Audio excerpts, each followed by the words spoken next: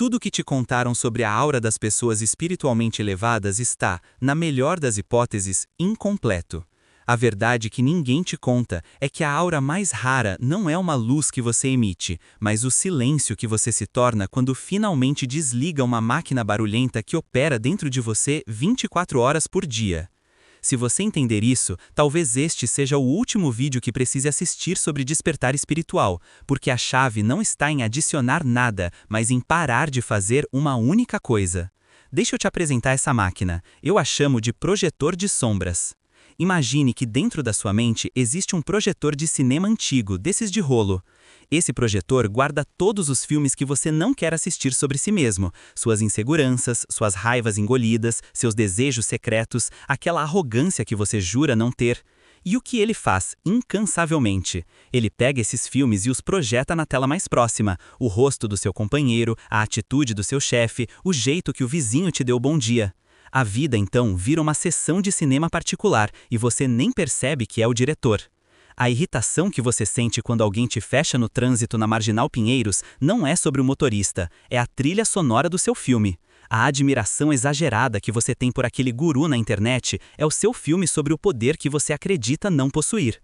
Estamos o tempo todo reagindo não às pessoas, mas às sombras que vestimos nelas. E aqui está o detalhe que quase ninguém nota e que é a primeira chave para encontrar o interruptor desse projetor. A intensidade da sua emoção é a medida exata do volume do seu filme. Uma leve contrariedade é a realidade. Uma raiva que sequestra seu dia, uma mágoa que você rumina por semanas, isso é projeção pura. Isso é você assistindo a si mesmo na tela do outro. Chico Xavier falava incansavelmente sobre reforma íntima, e talvez, sem usar esses nomes, ele estivesse nos ensinando a sermos os próprios faxineiros da nossa sala de projeção. Não se trata de julgar o filme, mas de ter a humildade de reconhecer que o projetor é seu.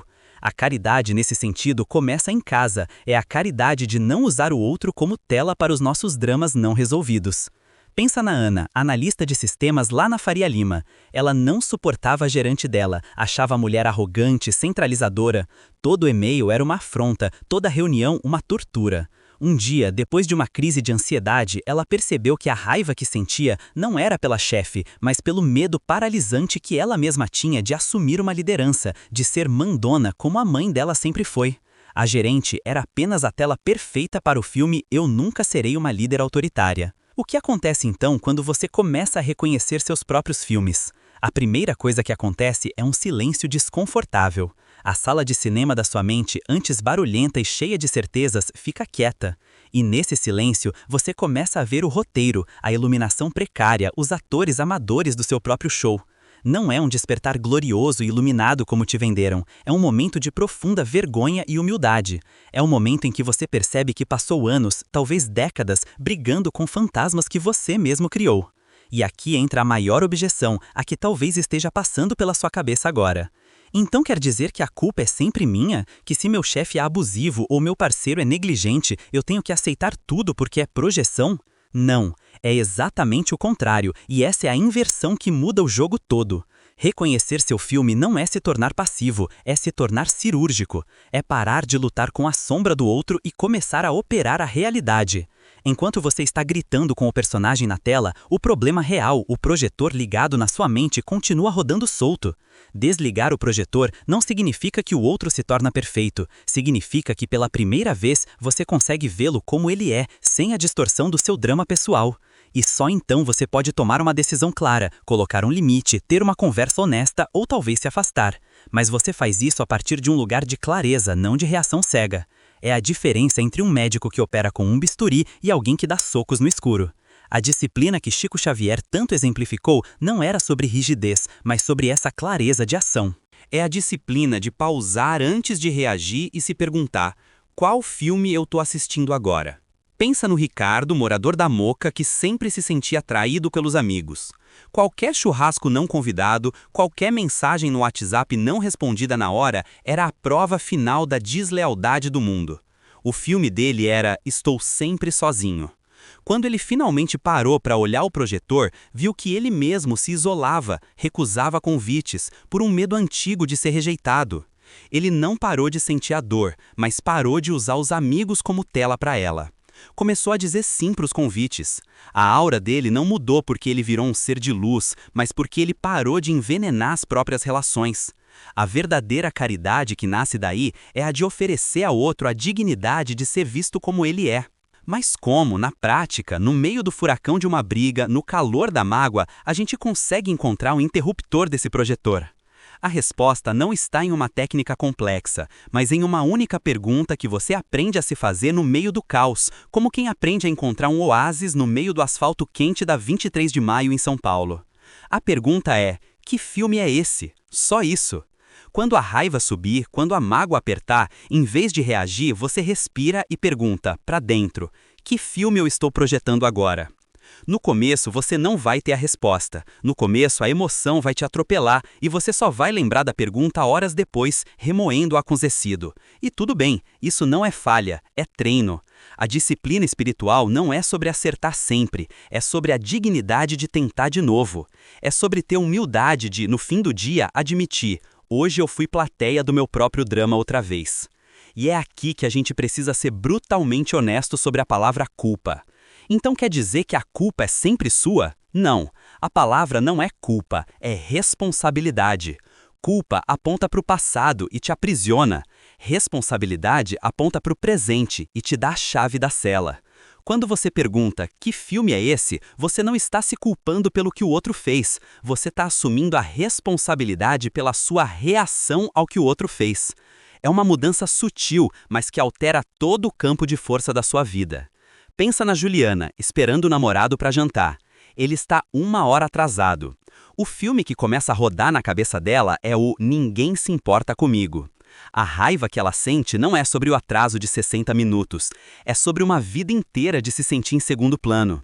Quando ele chega, a reação padrão dela seria uma explosão. Você não me respeita, para você tanto faz. Mas se ela consegue, por 1 segundo, pausar e perguntar que filme é esse, ela persegue. O filme é antigo, e a partir dessa clareza a conversa muda. Em vez de acusar, ela pode dizer: fiquei muito chateada com seu atraso. Quando isso acontece, a história que eu conto para mim mesma é que eu não sou importante para você. Percebe a diferença? Ela não absolveu o atraso dele, mas ela parou de usar o atraso dele como combustível para o incêndio dela. Ela trouxe a conversa para a realidade, para o que está acontecendo entre os dois aqui e agora, e não para o drama que só existe na cabeça dela. Isso não é passividade, isso é poder. É o poder de parar de ser refém dos seus próprios roteiros invisíveis. Mas existe uma segunda camada, ainda mais profunda. Porque às vezes a gente sabe qual é o filme e mesmo assim escolhe dar o play. E o motivo para isso é a parte mais difícil de admitir. Porque existe um ganho oculto, um tipo de salário emocional que a gente recebe por manter o drama no ar. Pensa nisso como um personagem que você aprendeu a interpretar tão bem, mas tão bem, que esqueceu que é só um papel. O papel da vítima incompreendida, o do herói sacrificado que carrega o mundo nas costas, o da pessoa justa num mundo de aproveitadores. Esses papéis, por mais dolorosos que sejam, nos dão uma identidade, nos dão um roteiro. A gente sabe exatamente o que dizer, como sentir, como reagir. É um sofrimento previsível, e o previsível, para o nosso cérebro, é sempre mais seguro que o desconhecido. O que está realmente acontecendo é que a dor se torna a sua zona de conforto. Deixa eu te dar um exemplo. O Marcos é coordenador numa agência de publicidade em Pinheiros. Ele vive reclamando que está sobrecarregado, que a equipe não dá conta, que se ele tirar férias, a empresa para. Mas se você observar de perto, toda vez que alguém tenta assumir uma tarefa dele, ele cria um obstáculo. Diz que é mais rápido eu mesmo fazer ou que o cliente só confia em mim. O filme do Marcos é o mártir indispensável. E o salário emocional que ele recebe? O sentimento de ser vital, de ser o centro do universo daquele projeto. A exaustão dele é o preço que ele paga para se sentir essencial. A culpa de tudo estar nas costas dele é, na verdade, a sua medalha de honra secreta. Ele escolhe dar play nesse filme todos os dias porque a alternativa, a de ser apenas mais uma peça na engrenagem, um profissional competente, mas substituível, é muito mais assustadora para o ego dele do que qualquer prazo apertado. Quando você enxerga esse mecanismo, não dá para desver. Você começa a notar em todo lugar. na sua amiga que sempre se envolve com o mesmo tipo de cafajeste porque o papel de a que tenta consertar os outros lhe dá um propósito e a distrai do próprio vazio. No parente que vive doente porque a fragilidade garante que ele nunca será abandonado ou cobrado. Nós nos apegamos aos nossos filmes porque eles nos dão algo em troca, mesmo que esse algo seja uma moeda falsa, banhada a sofrimento. Reconhecer esse ganho oculto é o passo mais corajoso que existe, porque exige que você olhe no espelho e pergunte: do que eu teria que abrir mão se eu parasse de sofrer com isso? Quem eu seria sem o meu drama favorito? A resposta para essa pergunta é aterrorizante, mas é também a única porta de saída real dessa sala de projeção. E o primeiro passo para atravessá-la é entender como esse mecanismo se disfarça, muitas vezes de virtude. E esse disfarce é a parte mais sutil e perigosa do jogo. Pensa na figura da pessoa boa demais, aquela que está sempre disponível, que engole sapo para não criar confusão, que se sacrifica por todo mundo. Na novela da vida dela, ela é a mocinha, a heroína sofredora. E o ganho oculto aqui é a superioridade moral, é o direito de, silenciosamente, se sentir melhor que os outros egoístas ao redor. Parece nobre, não parece? Mas o que está realmente acontecendo é que o filme Eu Sou a Vítima Compreensiva a impede de encarar a própria raiva, de colocar limites, de admitir que também tem desejos e vontades que não são santas. Ela não está sendo boa, ela está com medo de ser inteira. É a Dona Célia que vive para os filhos já adultos, controlando cada passo deles sob o disfarce de cuidado. O filme dela é A Mãe Indispensável. Se ela parasse de rodar esse filme, teria que encarar o ninho vazio, a própria solidão. A pergunta: quem sou eu além de ser mãe? A virtude aqui é uma armadura contra o vazio. E aqui está o que quase ninguém está vendo. O projetor não exibe apenas os nossos monstros, ele também projeta os nossos heróis. Aquela pessoa que você idolatra, seja um chefe, um parceiro ou um líder espiritual, muitas vezes você está projetando nela a força, a coragem ou a sabedoria que você não reconhece em si mesmo. Você terceiriza seu poder e chama isso de admiração. Quando você enxerga isso, não dá para desver. Você começa a ver que a sua dependência emocional de alguém não é amor, é apenas o seu filme de O Salvador rodando na tela do outro. Você precisa que ele seja forte para não ter que encontrar a própria força. Você precisa que ela seja a mulher da sua vida para não ter que construir uma vida sua. O problema é que esse mecanismo é um mestre do disfarce. Ele opera nas sombras da sua consciência e tem um cúmplice muito poderoso para garantir que você nunca o encontre, o seu próprio ego. O ego odeia a ideia de ser o diretor do próprio sofrimento, e ele vai lutar com unhas e dentes para te manter na cadeira de espectador, culpando os atores na tela. E para fazer isso, o ego tem uma estratégia genial. Ele te transforma num ator especialista em um único papel. Um papel que você representa tão bem que esquece que está atuando. É o papel do justo, da vítima, do incompreendido. E o mais perigoso de todos, o papel do bom demais. Pensa comigo, se o seu personagem é o cara legal, o pacificador, aquele que nunca arruma briga, como você vai lidar com a sua própria raiva? Com a sua agressividade natural? Você não pode. Seria quebrar o personagem. Então, o que o projetor faz? Ele pega toda essa energia reprimida e a projeta no mundo. De repente, o seu cunhado vira um folgado, seu chefe um tirano, o motorista do lado um animal. Eles se tornam os vilões necessários para que você possa continuar sendo o herói bonzinho da sua história. Você não está com raiva, você está justamente indignado com a maldade deles. Percebe a sutileza? O ego não nega a emoção, ele a terceiriza. Ele cria um enredo onde você é sempre um mocinho reagindo ao mundo cruel. É o caso do Marcos, um enfermeiro de um hospital público em Belo Horizonte, conhecido por sua paciência infinita. Ele engolia desaforo de paciente, de médico, de chefe. Seu filme era O Santo Sacrificado. Mas em casa, ele não aguentava o som da TV da esposa, reclamava de cada conta, vivia num estado de irritação passiva. A energia que ele não se permitia usar para colocar limites no trabalho vazava em microagressões contra quem ele mais amava. Ele não era bom, ele estava exausto de representar. E aqui está o detalhe que muda tudo. Essa bondade excessiva não é virtude, é uma forma sofisticada de arrogância. É a declaração silenciosa de que você está acima do conflito, da raiva, da bagunça que é ser humano.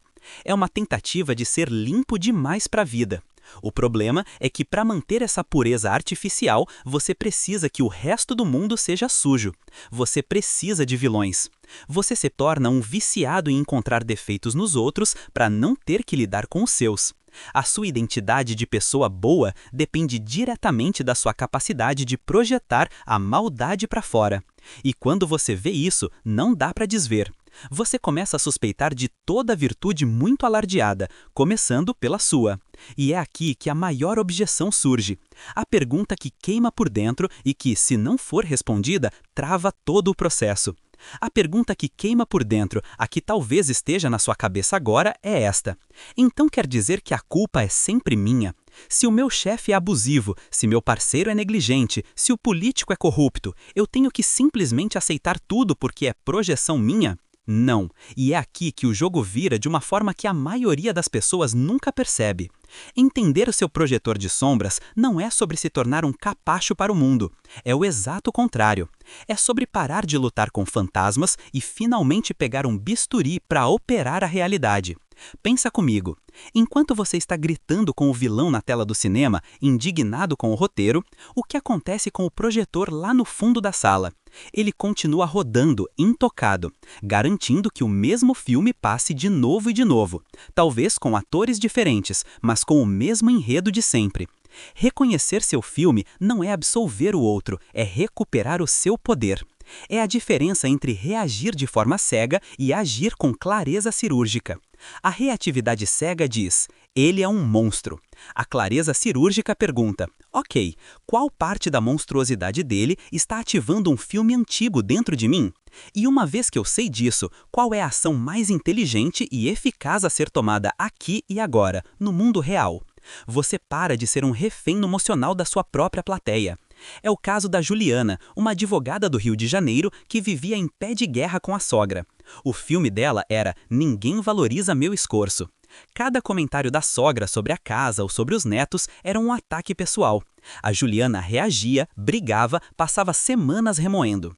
Quando ela entendeu o mecanismo do projetor, ela percebeu que esse filme era o mesmo que ela assistia com a própria mãe na infância. A sogra não virou uma santa da noite para o dia, mas a Juliana parou de dar a ela o poder de apertar o play. Em vez de reagir, ela aprendeu a responder. Um comentário ácido era recebido com um "obrigada pela sua opinião, vou pensar nisso", e a energia se dissipava. Ela não se tornou passiva, ela se tornou imune ao drama. A sua ação agora vinha de um lugar de escolha, não de um gatilho automático. A disciplina que Chico Xavier tanto vivia não era sobre ser bonzinho e engolir sapo. Era sobre essa vigilância interna, a reforma íntima que te dá a autoridade de não ser jogado de um lado para o outro pelos filmes alheios. A aura de paz não nasce da ausência de problemas, mas da maestria sobre o próprio cinema interno. Mas é aqui que a coisa fica ainda mais profunda, porque existe uma segunda virada, uma que desmonta a própria ideia de eu que você carrega. Essa ideia de eu que você defende com unhas e dentes, o eu que se ofende, que se magoa, que luta por justiça, esse eu não é você. Ele é o personagem principal do filme. Pensa nisso. Todo filme precisa de um protagonista. O filme da injustiça precisa de um herói injustiçado. O filme do abandono precisa de uma vítima solitária. O filme da luta constante precisa de um guerreiro que nunca descansa. O que acontece é que nos apegamos tanto ao papel que esquecemos que estamos atuando. A sua identidade, a história que você conta para si mesmo sobre quem você é o roteiro desse personagem. E a segunda virada, a mais libertadora de todas, é perceber que você não é o ator. Você é a consciência que assiste ao ator. A aura de paz que certas pessoas emanam não vem de terem um personagem bonzinho ou iluminado. Vem do fato de que elas pararam de atuar. Elas entregaram o crachá do personagem. Elas saíram do palco. Imagina o alívio. Imagina passar a vida inteira interpretando o papel do batalhador, aquele cara que veio de baixo, que precisa provar seu valor todo santo dia, que não pode falhar. É o caso do Roberto, dono de uma pequena transportadora em Contagem, Minas Gerais. A vida inteira dele foi construída nesse roteiro do homem que venceu na raça. Quando a empresa finalmente se estabilizou e ele podia delegar, relaxar, ele começou a ter crises de pânico. Por quê? Porque o personagem dele não sabia viver sem a luta. A paz era uma ameaça ao roteiro. Se não há batalha, quem é o batalhador?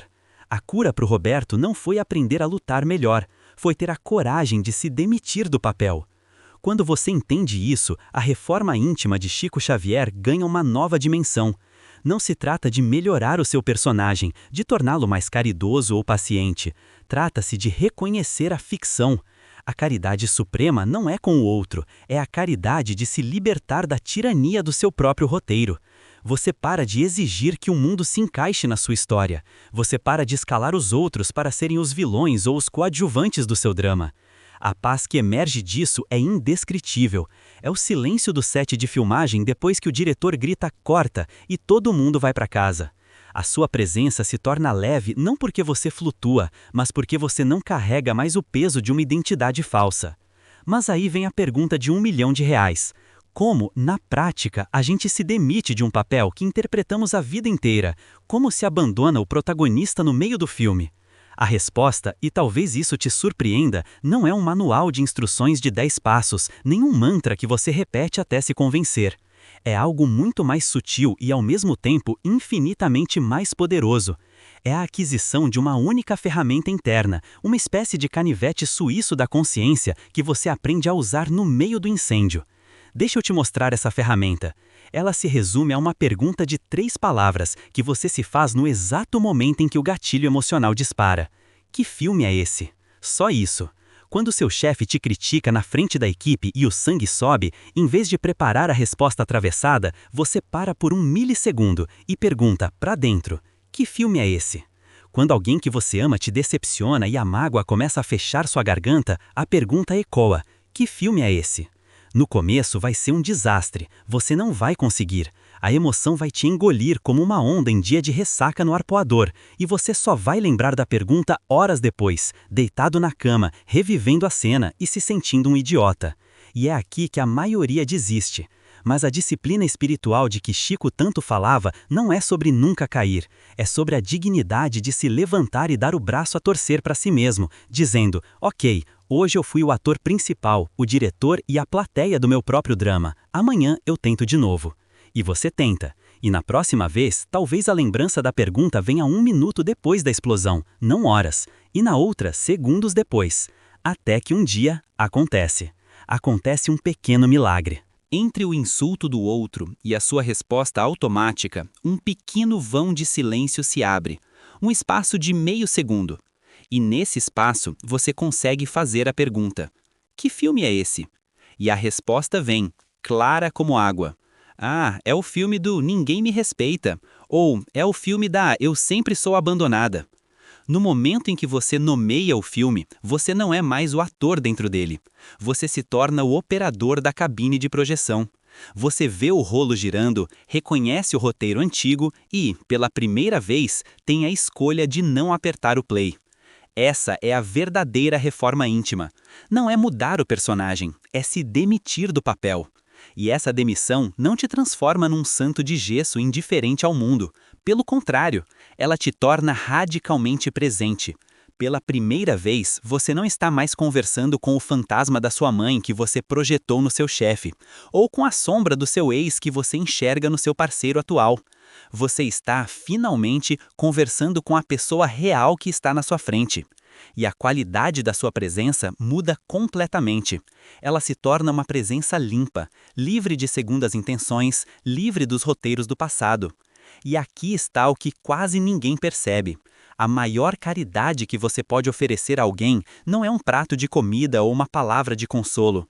É a caridade de uma presença limpa. É oferecer ao outro o espaço sagrado de poder ser quem ele é, sem ter que carregar o peso dos seus filmes não resolvidos. Pensa nisso na prática. Você chega em casa depois de um dia exaustivo, e seu companheiro ou sua companheira está de cara amarrada, respondendo monossilabicamente. O seu velho eu, o ator contratado, já entraria em cena com o roteiro pronto. O que eu fiz de errado? Lá vem a cobrança. Nada do que eu faço é suficiente. O drama começaria. Mas o novo você, o operador da projeção, para por um segundo. Você olha para a pessoa e, em vez de reagir ao filme que começou a rodar na sua cabeça, você apenas observa. E percebe. Ah, ele está no filme dele agora. O filme do Meu Trabalho é um Inferno. Ou ela está no filme da Estou Sobrecarregada. E você não precisa comprar um ingresso para esse drama. Você pode simplesmente estar ali. Sua quietude, sua presença limpa, se torna um convite silencioso.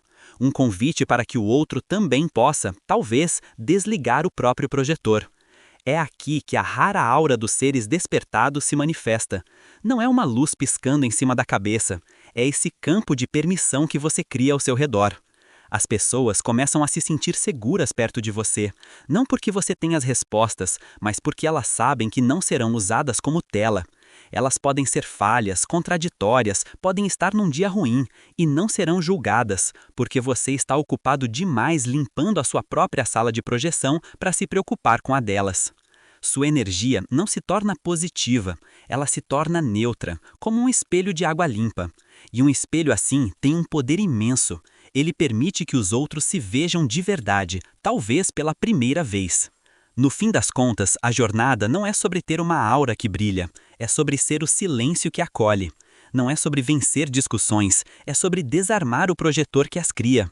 Não é sobre se tornar invulnerável, é sobre ser radicalmente honesto com a própria fragilidade. É sobre parar de tentar salvar o mundo lá fora para finalmente arrumar a própria sala de projeção aqui dentro. A verdadeira luz não é uma energia que você emite, mas a sombra que você finalmente abraça, trazendo-a para dentro em vez de projetá-la para fora. E essa é a única transformação que importa. Se você faz parte dessa minoria que quer viver essa clareza de verdade, fica por aqui. Se inscreve e ativa o lembrete, porque a gente aprofunda essa jornada toda semana. Agora, o próximo passo lógico é assistir ao vídeo sobre o efeito sombra na prática. Ele é a ferramenta que costura tudo o que você ouviu hoje.